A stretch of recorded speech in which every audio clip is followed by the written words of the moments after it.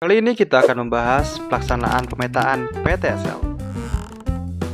Melalui Kementerian ATR BPN, pemerintah Indonesia akhir-akhir ini telah menggerakkan suatu program berskala nasional. Ya, nasional, berupa pendaftaran tanah sistematis lengkap atau biasa disingkat dengan PTSL. Lalu tahapannya seperti apa aja sih? Penasaran? Pingin tahu?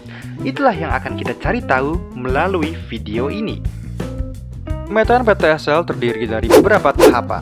Sebagai tahap awalnya, tentunya yang harus disiapkan adalah peta kerja. Pembuatan peta kerja sedapat mungkin mengoverlaykan beberapa peta sekaligus, seperti peta batas administrasi desa, peta pendaftaran tanah KW1, KW2, dan KW3, serta peta pajak bumi dan bangunan atau biasa disingkat dengan PBB. Selain overlay menggunakan data peta PBB, potensi bidang tanah K1 juga dapat dihitung dengan deliniasi citra resolusi tinggi atau dengan peta IP4T. Selain itu juga dapat dilakukan dengan cara penambahan akan peta lainnya, misalnya adalah peta batas kawasan hutan, peta kawasan konservasi, peta LP2B, dan peta lainnya.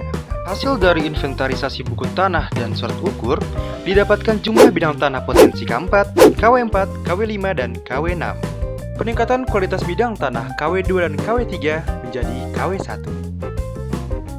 Reposisi bidang tanah terpetakan. Entry data tekstual. Plotting studio bidang tanah K4. Pelaksanaan pengukuran dan pemetaan bidang tanah K1 bersamaan dengan pengecekan bidang tanah K4 di lapangan. Ditemukan bidang tanah potensi K4 di lapangan. Pengukuran bidang tanah potensi K1. Ditemukan bidang tanah potensi K4 di lapangan. Ditemukan bidang tanah K4 baru di lapangan. Bidang tanah potensi K4 yang tidak ditemukan di lapangan akan diblokir secara internal. Dalam rangka memperoleh peta lengkap unsur geografi seperti jalan, gang, danau, sungai, kawasan hutan, parit, selokan, fasilitas umum, dan fasilitas sosial digambarkan dalam bentuk poligon pada PBT dan GeoKKP.